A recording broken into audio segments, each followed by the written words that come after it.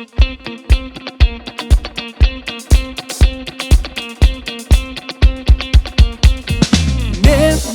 ойымдан күнде түнде де кетпейді бейнең. Өзімді ұстаймын әрең, ойын деп бұны ойлама мүлдем. Әлі сендірдем, егер керек болса дәлел. Көздеріме қара, қалай сенде бәрі. Мені алды баурап, жаулап, ойдап, жоқтап. Тек жұмбақ болма, жүрегіңді тыңда. Берілген жолда сүрінбейміз біз екеуміз бұл әлемде.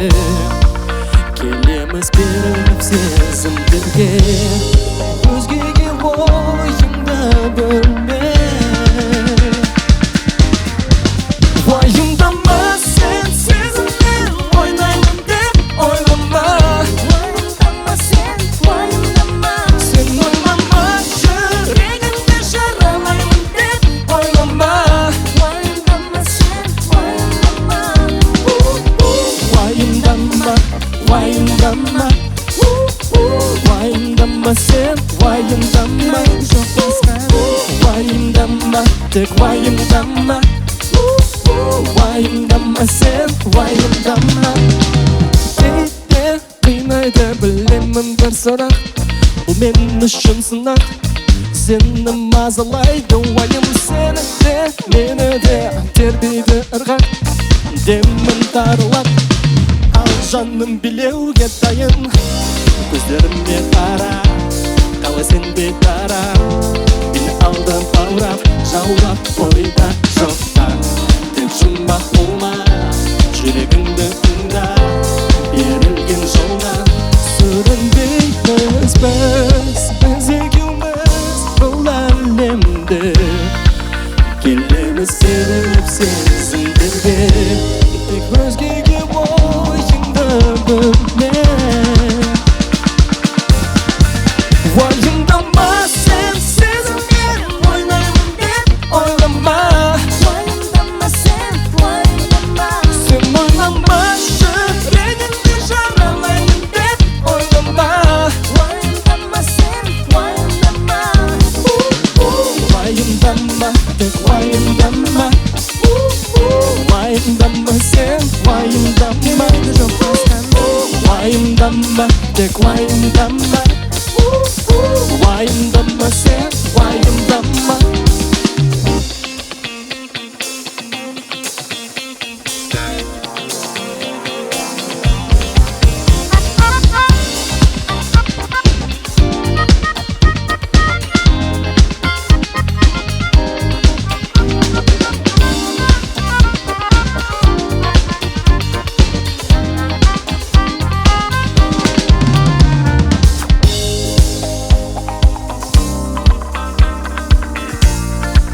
Келеміз беріліп сезімдерге, өзгеге ойыңды бөлме. Уайымдама сен, сезіммен ойнаймын деп ойлама. Уайымдама сен, уайымдама. Сен ойлама, жүрегімді жаралаймын деп ойлама. Уайымдама сен, уайымдама. Уайымдама, уайымдама. Уайымдама сен, уайымдама. Уайымдама, тек уайымдама. Уайымдама сен, уайымдама. Уайымдама, уайымдама. Уайымдама сен, уайымдама. Уайымдама, тек уайымдама. Уайымдама шеш, уайымдама. Керемет, қош келдің, Али. Рахмет. Құрметті көрермен, бүгінгі подкастымыздың қонағы белгілі әнші, композитор, шебер, биші және де шоу-бизнестің білікті менеджері деп айтады екен, Али Оқапов. Қош келдің, Али. Саған өте қуаныштымыз. Қалың қалай, жалпы? Шүкір, жақсы, бәрі дұрыс. Бізге қалай жақсы көңілге де келген сияқтысың, Иә, көтеріңкі, өйткені мен көрдім подкастты, Иә. Алишер Гембердиевпен шыққан шығарымды Сенің көрдім. досың. Мен жақын досым, иә, әріптесім. Және де осы жақтағы атмосфера, осы жақтағы өнер, осы жақтағы ән, әңгіме маған өте ұнады, сондықтан келгеніме өте қуаныштымын. Иә, саған үлкен рахмет келгенің үшін. Мен сен туралы көптен баяғыдан білемін, өйткені Таныс болғанымызға біраз болды. таныс болғанымызға бір 10 жылдан 15 жылға дейін таяп қалған шығар. Және де менің жеке концертінде сен бендпен бірге біз Али екеуміз өнер көрсеткен боламыз. Және де бір сұхбаттарыңды оқыған кезде сен 30 жасқа дейін мен бірнеше нәрсені үлгеруім керек деген едің. Соны айта кетсең. 30 жас өтіп кетті, 31-ге жақындап қалдым, бірақ Всего лишь дейсің, 31. негізінде көп нәрсе мен үшін өзгерді, бірақ ол сол 30-дан асқаныма байланысты емес, соңғы 2 жылға байланысты. Неге? Жалпы әлемде енді өзіміз білеміз ғой не болған, не болмады бізде. Иә, айт сұрама. Бәрі болды. Сондықтан соған байланысты мен қазір ондай бір үлкен бір ауыр ойларды айтпаймын да, жоспарламаймын да, өйткені ешкім білмейді ертең не болатынын. Бірақ бүгінгі күнде мен шынымен де қуаныштымын, мен бақыттымын, менде бәрі бар. Сондықтан осылай, ал былай ана жолғыдай бір алысқа бір үлкен нәрселерді мен қоймаймын. Ойламаймын. Иә, өйткені шынымен де өмір дегеніміз ол өте қызық нәрсе, тым қызық болып отыр соңғы кездерде, сондықтан солай. Өзгеріңкі, иә? Иә, әрине. Менің айтайын дегенім 30 жасқа дейін сен өзімнің жеке концертімді беруім керек деп мақсат қойғансың, және де үйленуім керек деген мақсат қойған едім. Енді бірден айтайын, мен шынымды жеке өмірім туралы айтпаймын деді. Иә, өйткені ол менің жеке өмірім. Жарайды. Жеке болып қала берсін. Ал концертті бердім, сол арманым менің орындалды, өйткені мен негізі әнші үшін, әртіс үшін жеке кешті беру деген сол ең жоғарыда тұрған, ең қиын және де ең жауапкершілігі мол нәрселердің бірі. Мен әсіресе менің анам сол жеке концерт дегеннің шынымен де тамырын ұстаған адам ғой. Сондықтан әрине соның барлығын көріп, мен де сол армандап жүргем және де сол арманыма жеттім.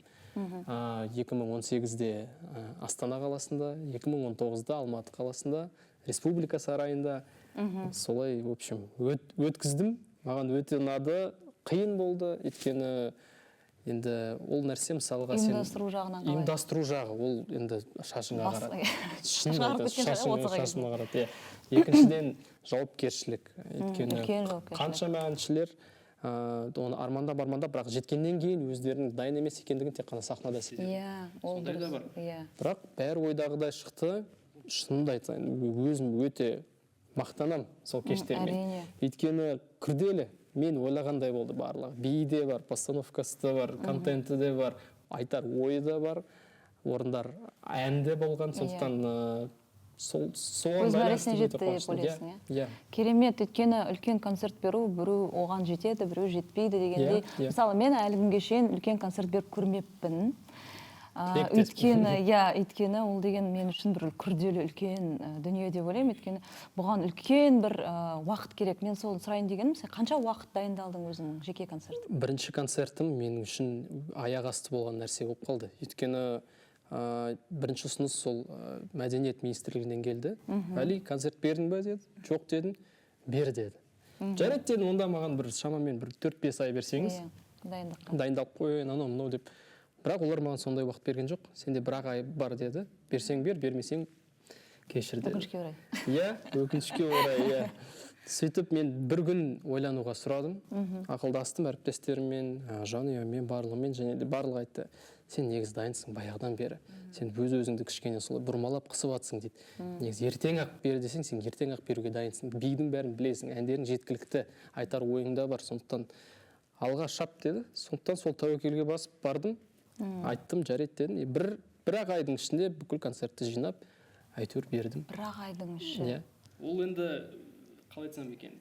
Өте аз уақыт негізінде. Өте аз уақыт. Бірақ дегенмен шынымен де сен оны қатты қаласаң, және де сен сол бір айдың ішінде де біраз нәрсені қопарып тастауға болады деген. Талмай еңбек етсең деші? Иә, барлығы да мүмкін. Менің соған ойымда жетті. Өйткені айтпақшы сол концерт ұсынған күні маған басқа жобадан да қоңырау шалды. Мен киноға өттім басты рөлге. Олар айтты: Али, жақсы, сіз ұнадыңыз, енді бізде ойнайсыз деді. Және де мен қатты өкіндім. Неге сіздер дәл қазір звондап жатсыздар? Неге барлығы қабаттасып жатыр? Енді не істейін деп. Сондықтан сол кезде жақын досым бар, Данияр Өтеген, Ринго тобының әншісі. Сол Даниярмен кездестім, айттым, нені таңдайын, не кино, не концерт. Ол айтты, екеуін де жасай бер деді, екеуін де үлгересің деді. Жарайды дедім де, сөйтіп қатарынан сол концертпен бірге репетицияларға да барып жүргем. Читка деген нәрсе бар, яғни актерлар бір столда отырып бір-бірімен жақындасады, репетиция жасайды. Сондықтан сол екі нәрсені біріктіріп, әйтеуір барлығында үлгердім. Концертте де бердім, киноға да түстім. Сол кезде мен сені байқадым, өте қатты арықтап кеткенің бар. Иә. Мен сол кезде ойладым, не салмақ тастап жүр ма? Иә, ол да болған. Немесе жаңағы действительно стресс, жаңағы концерттің алдында. Барлығы бірге. Керемет, Али, дегенмен сен өзіңнің мақсатыңа жеттің, концерт жасадың, киноға да түсіп үлгердің, иә? Киноның бәрі қалай аталады киноны? Кино ол үлкен бір ауқымды жоба болған жоқ. Кішігірім ғана кино болды. Атауы Анажан. Драма. Ана туралы. Біздің жақсы көретіндеріміз, драма. Иә. Сондай кішігірім кино арналарда болды. шықты, иә? Иә. Бұл сенің бірінші... Жоқ, алғаш рөлім емес. Мен осыған дейін де қазірде де кей кездерде актер ретінде жұмыс істеп жүрмін. Телехикаялар бар, шағын жобалар бар, үлкен жобалар бар. Бірақ ол менің негізгі жұмысым деп айта алмаймын. Өйткені басым бөлігі әрине музыка, продюсерлік жұмыс дегендей. Ал уақыт бос кезде, егер немесе жоба маған жақын болса, қызық болса, мен қатысып жүрмін, және де маған ұнайды. Бірақ ол шынымды айтайын, табыс көзі емес мен үшін. Таза өнер, таза бір хобби. Иә, хобби деп айтуға да болады. Өйткені мен кәсіби актер емеспін, және де кейбір сұраныстарға мен шыны керек төтеп бере алмайтын сияқтымын, менің ойымша. Бірақ ол жобаға байланысты, рөлге байланысты, қызық болса, жақын болса, неге сол рөлді сомдамасқа? Мен мысалға түсінбеймін, кейбіреулер айтады, әншілер ән айту керек, актерлар ойнау керек дейтіндей. Мен олай, бишілер билеу керек дегендей. Бірақ мен олай бөлгенді онша ұнатпаймын. Өйткені бүкіл әлем олай бөлмейді. Мысал үшін Джейми Фокс Рэй Чарльзды ойнағанда Оскар алды. Керемет әнші, бірақ Джейми Фокстағыдай Рейді ешкім ойнай алмас еді деген ойым бар менің. Уилл Смит керемет әнші, бірақ одан асқан да актер деп айтуға да болады, мысалы. Немесе керісінше Хью Джекман керемет актер, бірақ мюзиклын көргенде, қалай ән айтқанын естігенде сен таңғаларсың. Мен де қалай оның барлығын біріктіріп жүр деп. Сондықтан оны бөлуге болмайды деп ойлаймын. Ең бастысы өзің сол рөліңе немесе мақсатыңа өзің дайын болсаң, сол жұмысты атқара алсаң, неге қатыспасқа, неге жасамасқа. Ал бізде Қазақстанда қалай ойлайсың, бар ма сондай актер және әнші деген сияқты, соны бірге алып жүрген шығармашылық адам? Тең деңгейде жоқ. Мысалға, әншілігі басым болса, актерлігі кішкене төмендеу болады, немесе керісінше. Бірақ әзірше осылай тең әкеліп, мысалға, бір деңгейде ұсталғандар жоқ, өкінішке орай. Менде де есіме түсіп тұрған жоқ. Өйткені оны ұстаудың өзі қиын шығар, біз сахнада жүріп әнімізді қатырып алайық дегенде шығар. Мысалға, кейбір әншілер, кейбір актерлер, мысалға, олар тіпті жүргізуші ретінде де жұмыс істейді. Ол үшінші қыры бар олардың. Барлығы да жүргізе алады деп айта алмаймын. Кейбіреулер мүлдем жүргізе алмайды, олардікі емес дегендей. Сондықтан оның барлығын біріктіре білу өте оңай емес. Маған келсек те, мен мысалы ән айтып жүрдім да, содан кейін өзімнің подкастым түсіретін болып, автор ретінде ведущий, жаңағы жүргізуші болып кеттім. Бірақ мен де өзімді жүргізуші санамаймын десе де, маған қызық. Маған сұхбаттасқан қызық, әңгіме айтқан, сұрақтар қойған. Неге жасамасқа? Өйткені қолда бар нәрсені. Сондықтан мені халық түсінер деп ойлаймын. Керемет. Жеке өмірің туралы сұрама дейсің. Неліктен? Мен түсінікті, жеке ол жеке. Көп адамдарға қызық, мысалы. Сен үйленгеніңді жасырып мүмкін емес. Енді ол мен үшін, шынымен де мен үшін маңызды нәрселердің бірі. Өйткені барлығы да жанұядан басталады ғой. Сен әншісің ба, әкімсің ба, полиция қызметкерсің ба, не болса да сенің күнің және де жалпы өмірің жанұядан басталады.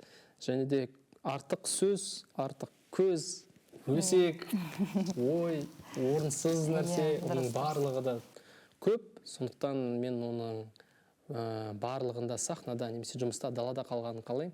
Ал үйде ол үйде дейтін. Үйде болу. Сондықтан мен көп деген мысалдарды білемін, жаман мысалдарды.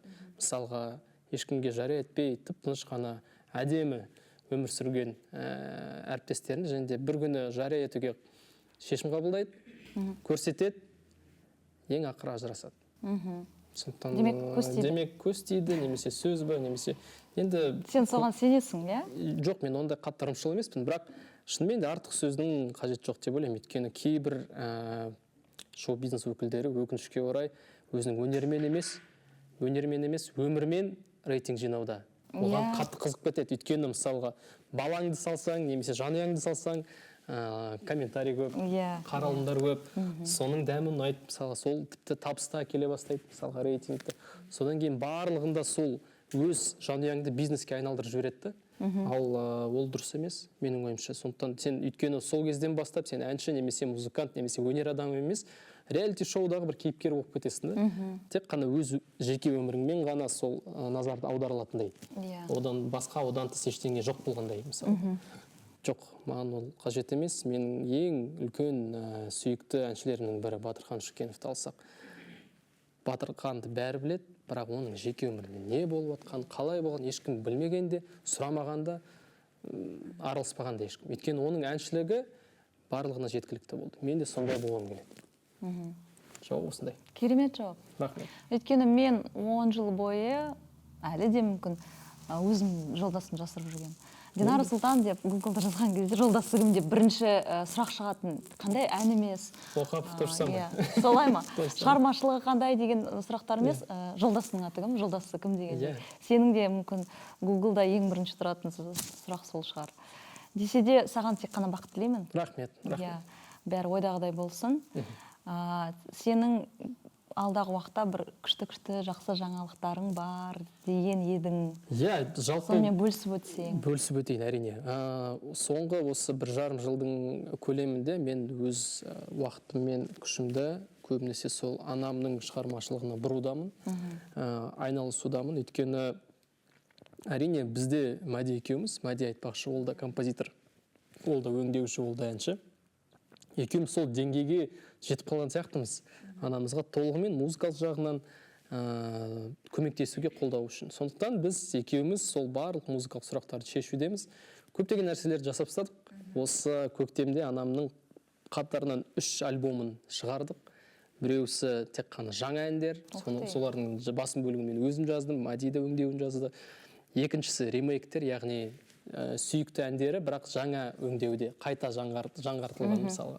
Үшіншісі ол Алматы қаласының эстрада симфониялық оркестрімен бірігіп жазған таза оркестровый альбом дейді, сондай. Қайда, осы Алматыда? Алматыда. Соның барлығын жаздық, өңдеп, жинап, барлығын шығардық. Сондықтан қатарынан 3 альбомы шықты. Онымен қатар жаңа бейнебаян түсірдік, өйткені осы жыл мысалы біздің президентіміз айтқандай балалар жылы ғой. Сол балалар жылына орай осындай бейнебаян түсірдік, кішкентай балалар туралы. Ғажайып шексіздік деген өте ырғақты сондай ән. Және де ең қазіргі біз үшін басты жұмыстарымыздың бірі ол концерт. Менің анам өкінішке орай біраз болды концерт бермегелі. Осы Астана қаласында соңғы концерті 7 жыл бұрын болыпты. Уақыттың қалай зымырғанын осындай кездерде ғана сезінесің. 7 жыл бұрын. Жақында ғана болғандай болды, бірақ жоқ, 7 жыл өтіп кетті, және де неге қайта бермеске, және де осы жолғы концерт мен өзім таң қалдым негізі. Мен ойлағам, әдеттегідей енді Рымбаеваның концерті үлкен оркестр, үлкен әндер, үлкен бір нәрселер дейтіндей. Бірақ мамам керісінше айтты, осы жолы басқа концерт берейікші дейді. Мен басқа бір қырынан сырынан көрінгім келеді дейді. Әрине қалыптасқан бейнесі бір ғой енді, Рымбаева үлкен сондай нәрселер, бірақ осы жолы билегім келеді деді. Осы жолы қойылым жасағым келеді дейді, контентпен жұмыс істегім келеді дейді, кішігірім оркестрдің қажеті жоқ дейді, басқа бір кішігірім топ жинайық дейді, бенд жинайық дейді, сол бендпен жаңа бір форматта, жаңа Қазақстанға лайықты ма, білмеймін, бірақ сондай бір жаңа бір деммен қайта сол үлкен сахнаға оралғым келеді дейді концерттік жағынан. Сондықтан сол концертті жинастырудамыз, бұйырса 25 қазан күні республика күні қайта оралды ғой біздің жаңа соншалықты қуандым. Соған орай Астана қаласының әкімдігі әрине үлкен рахметімізді айтамыз. Бізге Ұйымдастырған осындай ұйымдастыру жағынан көмектесіп, осындай концерт беруге мүмкіндік беріп жатыр. Сондықтан мен нақты білмеймін қазір осы подкаст қашан шығатынын, бірақ концертке дейін шықса, келіңіздер деп айтқым келеді. Өйткені шынымен де осындай кешті, осындай Розаның концертін сіздер көрмедіңіздер. Сондықтан сол өте қатты қобалжудамыз. Өйткені үлкен эксперимент. Халық түсіне ме, түсінбей ме. Бірақ өнер дегеніміз ол іздену ғой, жалпы. Өнермен сол бірдеңені іздестіру деген. Мен қазір отырғанда таң қалып отырмын. Қалай Роза апамыз қазір енді қандай ізденісте әлі. Ізденісте деп айтуға да дұрыс емес шығар, бірақ та сондай жаңа форматта, жаңа деңгейде жасау, ол әркімнің қолынан келе бермейді, өйткені қорқақтаймыз. Міндетті түрде келіңіздер. Әрине келеміз. Сіздер де қапы қалмаңыздар, достар.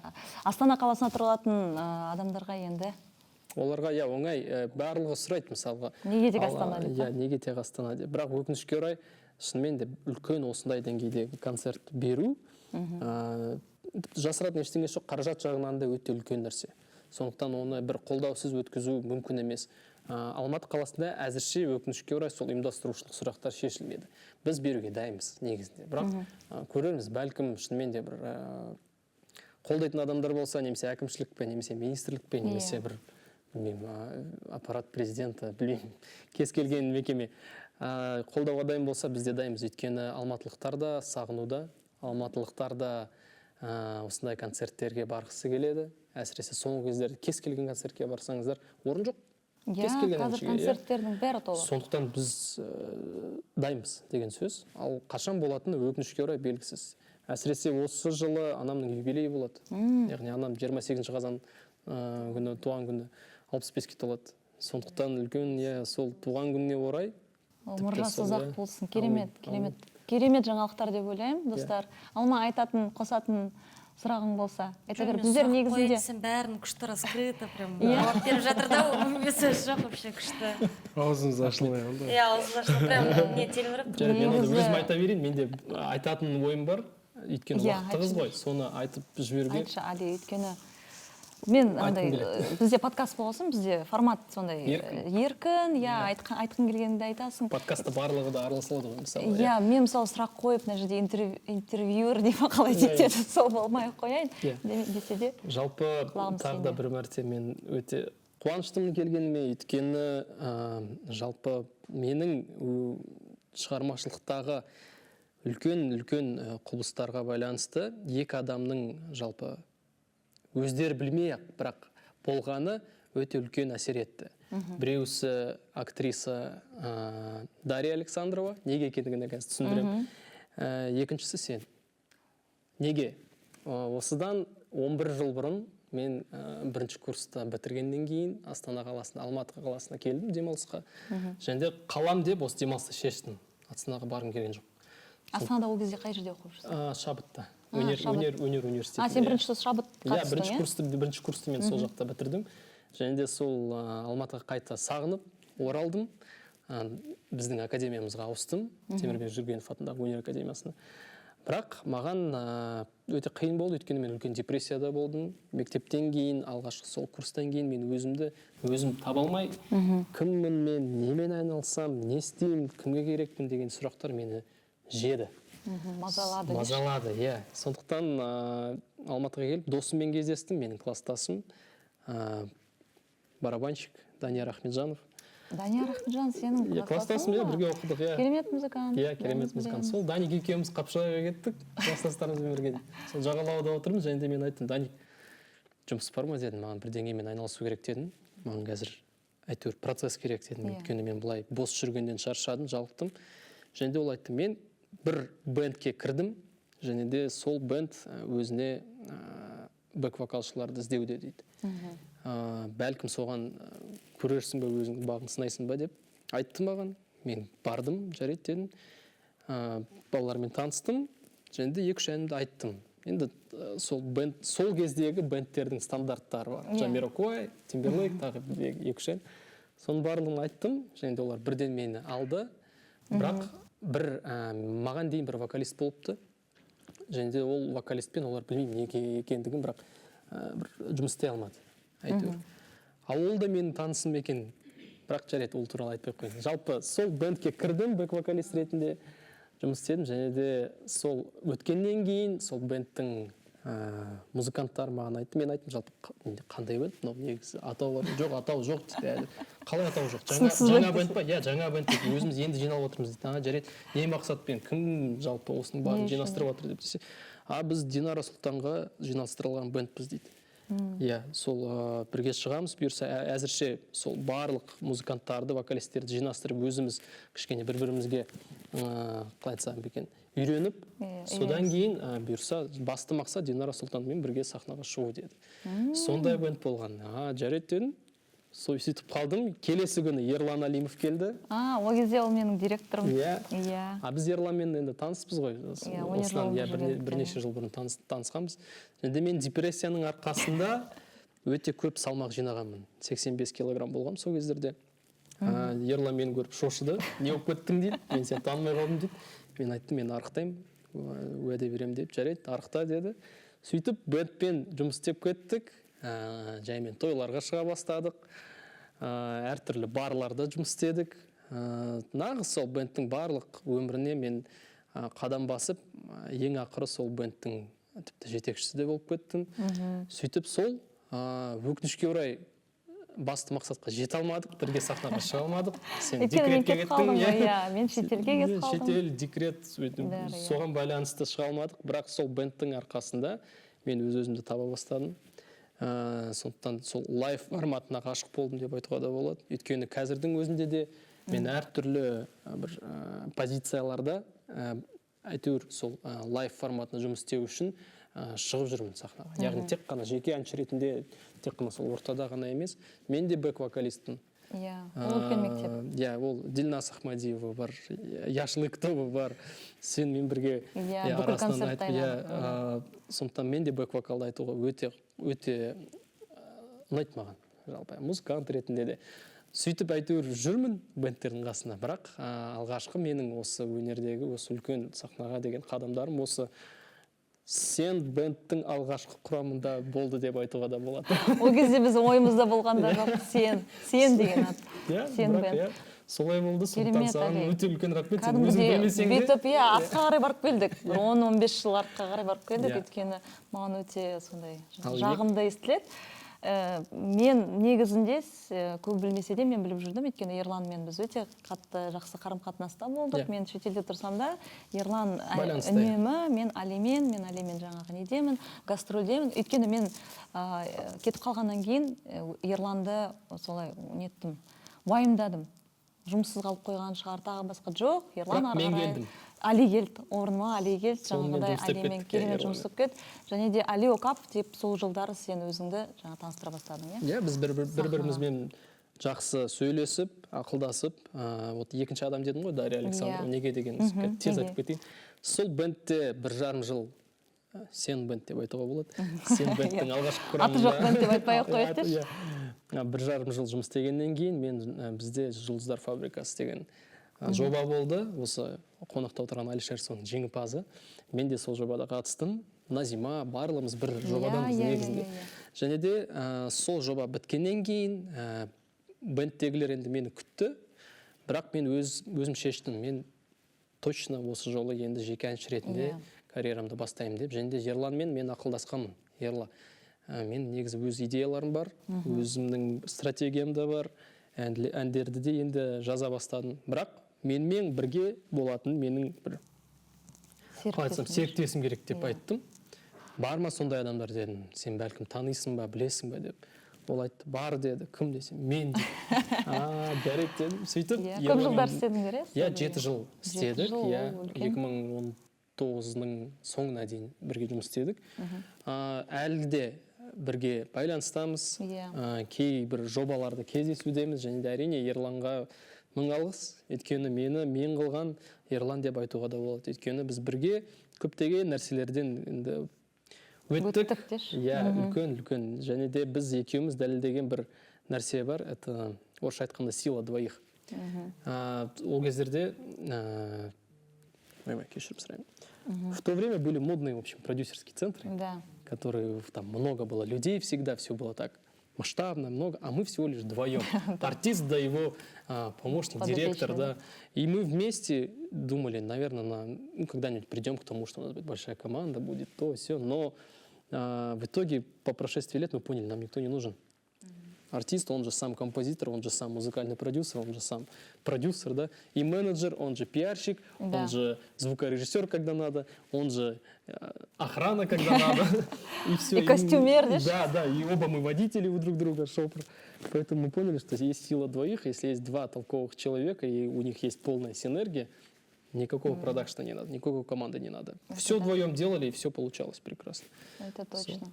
Про Ирлана я могу только хорошее сказать, потому что с ним мы начинали с Суперстара. Мы были как брат и сестра. И шыны керек, әлі күнге дейін жақсы араласамыз, семьямызбен, жанұямызбен, балаларымызбен. Ол шынымен де жұмыс істейтін бала. Керемет, Али. Артқа қарай кәдімгідей бір неге барып келгендей болдық.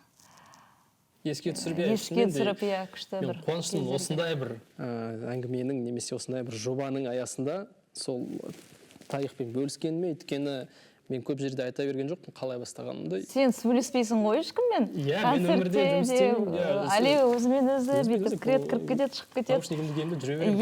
Шыны керек, енді әртіс сондай болу керек қой, келгенде жарқырап Айтарын айтарын айтып кетеді. Просто мен үшін өте шынымен таңғаларлық, таңғалып отырмын, шыны керек, өте жүйелі, четко, ясно, понятно дейді ғой. Сосын бір шетінен әнші әртіс екені көрініп тұрды, өйткені сөйлеген сөзі нақты да. Бізге естіліп тұр. Мысалы, мына жерде біз тек петличкамен отырмыз да, бір-бірімізді естіп отқан жоқпыз қатты. Мені қуантатыны Али мырза бізге өте күшті, өте четко естіліп тұр. Қатты сөйлегенімізге рахмет. Өйткені біздер осыдан да бұрын енді қонақтар болды ғой. Сол кезде мен команданы байланыстырып отырамын. Әңгіме айтыңдар, сұраңдар, сұрақтарын қойса ұялмаңдар. Өйткені бұлар да жас буын, шығармашылық адамдар демекші. Әріптеспіз ғой. Әріптеспіз. Олардың да қояр сұрақтары бар. Бір лайфхакпен бөліс деп сұрап қойыңдар деп айтып отырғанда біз естімейміз дейді. Көбім мысалы жай сөйлете алады. Сенің жаңа сөйлегенің мысалы актерлыққа барғаның дұрыс шығар, өйткені даусың нақты, қоярлық. Рахмет. Сондықтан саған тек қана сәттілік, Али. Рахмет. Осы орайда, негізінде сен подкастысында сен көріп жүргендей, бұл Қазақстанда бірінші рет деп айтпай-ақ қояйын, десе де біздер подкастты видеомен, музыкамен, бәрімен араластырғымыз келді. Тек қана интервью емес, өйткені енді айтатын әңгіме көп, ол бітпейді. Сосын айтайын дегенім, бұл подкастты негізінде мен Астанаға концертке барған бір кезі былтыр қыста осы. Дисней ма? Диснейлендтің концерті болған. Мен Диснейді қазақшаға көбінесе аударам. Әндерді аударғанда менің даусыммен қазір мысалы көптеген кейіпкерлер ән айтуда. Көптеген менің даусыммен ән айтуда, ағылшынша мысалы. Соның бәрі енді қуантарлық нәрсе. Айтқым келгені, Данияр Өтеген сенің досың жақсы. Ол да көптеген кейіпкерлерді өзінің даусымен қазақшаға аударып, бізге жаңағы Диснейдің керемет мультфильмдерін қазақшаға аударып, керемет әнін орындайды. Сол кезде біз екеуміз әңгімелесіп отырған кезде көптеген ішімізді бір ауыртып жүрген әңгімелерді қозғадық. Әрине ол музыка туралы, әрине ол әңгіме дүкен. Шығармашылық туралы, ренішімізде бар, мысалы, біздің халыққа түсінбейтін, мысалы, біздер шығармашылық адам болғандықтан кейін, біздер енді бағана айтқандай қиялай боламыз кейбірде. Кейбірде ренжіп қаламыз, кейбірде түсінбей қаламыз. Сол әңгімені неге түсірмеске? Сол әңгімені Данияр айтқан, давайте подкаст снимать. Мен сол кезде ойланып қалдым, да, точно, бар, түсіретін жер бар, жігіттер бар түсіретін, командамыз бар ән айтатын. Сол Даниярға айтайын деген рахмет үлкен. Өйткені Данияр болмаса, жаңа қасымызда тағы да басқа әріптестер болды. Солар болмаса, мысалы, білмеймін, подкаст болмайтын да шығар еді ме. Данияр біздің келесі қонағымыз болады деген үміттемін. Міндетті түрде осындай нәрселер өте қажет. Өйткені қазіргі заманда ғаламтордың шынымен де басып келе жатқан заман деп айтуға да болады. Және де көптеген көрермендер әртүрлі контентті талап етуде, ғаламтордың өзінде де. Сондықтан бірақ музыка жағынан қазақ тілінде немесе қазақ әншілермен немесе осы біздің еліміздегі, біздің жеріміздегі болып жатқан нәрселерді де талқылауға болады. Және де неге жасамасқа? Осындай подкасттар көбірек болсын деген ойымда. Өйткені мен жалпы сұхбаттар мен подкасттарды өте жақсы көремін. Машинада отырғанда, кейде музыкадан шаршағанда, ондай кездерде болады. Тек қана біреудің бір әңгімесін қоя саламын да, соның арқасында жол қысқарады. Соның арқасында тыңдап, қызықты болады жол. Және де пайдалы кейбір кептелісте тұрғанда қосып қоймын да әңгімені тыңдап отырамын. Сондықтан неге осындай музыкалық әңгімені тыңдамасқа? Музыка жайында. Мен де басында осы подкастты ойлаған кезде, ойластырған кезде, біздер басынан бастап, давайте осы подкаст тек қана шығармашылық, ән, музыка туралы болсын. Ешқандай тырнақтың астынан кір іздемей, өсек іздемей. Ондай подкаст бар екен. Олар көп. Не үшін қайталаймыз? Содан кейін менің айтта кететінім, жаңа басқа подкаст түсіретін адамдарға тілімізді бұрмайықшы, Құдай үшін. Өйткені біз орысша сөйлесек те, қазақша сөйлесек те, біз тәрбиелі, мәдени сөйлеуіміз керек. Өйткені біз жастарға үлгіміз. Сол емес пе? Әрине, бірақ сондықтан Алидің сөйлегені енді қазақша тіліде, орысша тіліде енді керемет. Рахмет. Көз, сөз, құлақ тоярлық шыны керек. Рахмет. Айтайын деген сол тілді бұрмаламай әдемілеп сөйлеу керек. Өйткені көбінесе жаңа подкасттарда не көп, бізде цензура көп. Бей деген мысалы құлаққа жағымсыз сондай әңгімелер көп болғандықтан кейін мен осы подкастты қазақ тілінде де, орыс тілінде де бірге ала алатынымды енді сендім. Және де осы мен қасымдағы әріптестеріме үлкен рахмет. Өйткені музыка жағынан болсын, сұрақ жағынан болсын, басқа да музыка жағынан керемет үлкен қолпаштау. Ал негізінде сен подкастта бізде көбінесе уақыт аз болғандықтан кейін біздер тез жаңағы сұрақтарға тоқталамыз. Десе де, ең бірінші, бізде музыкалық подкаст, сондықтан Али, мен саған екеуміздің бір білетін әнімізді ұсынғым келіп отыр. Екеуміз бірге сен бэндпен қайталап жіберсек, қайта көрерменнің құлағына шалып жіберсек қалай қарайсың? Кеттік па? Кеттік алда достар.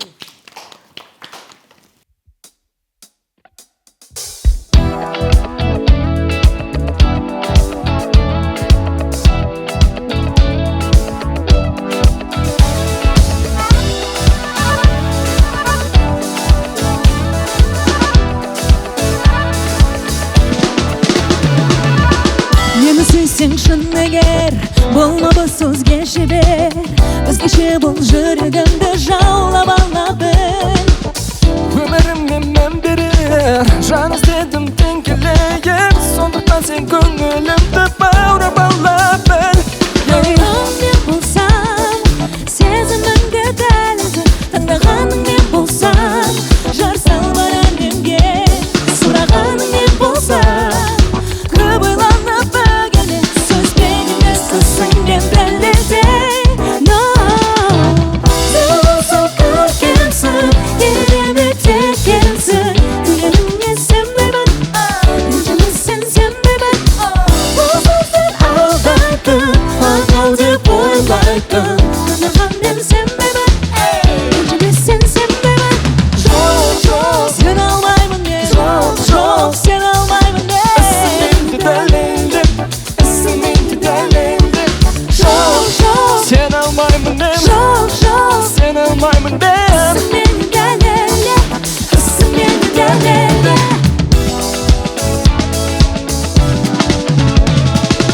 Баурап алсам егер, жалап алсаң егер, жүрегімнің кілттің жалғыз саған сыйлар ем. Сырымды жан білмеген, мұңымды жан көрмеген, лайық болсаң бір өзіңе мен бөлесер ем. Аллам мен болсам, көріміңді дәлелдеп, таңдағаның мен болсам, жар салмар әлемге, сұрағаның мен болсам, көп ойланып бөгелме, сөзбен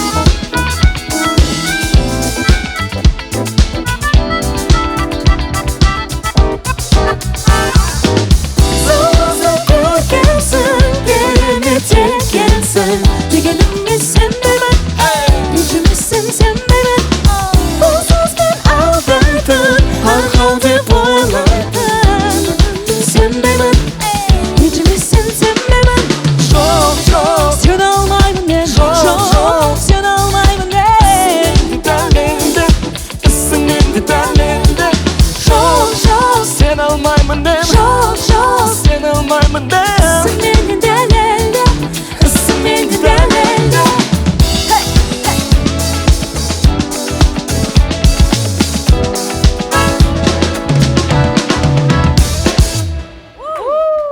Рахмет, Али. Бүгін бізбен бірге қонақта болған Али Окапов. Саған үлкен рахмет. Sensation атты подкастымыздың қонағы. Бүгін өз мәресіне жетті. Сен мен бүгін ән салғаныма өте қуаныштымын. Али, бірдеңе деші. Рахмет, достар. Жазылыңыздар, көріңіздер, бағасын беріңіздер. Сау болыңыздар. Пока-пока. Рахмет, Алишка.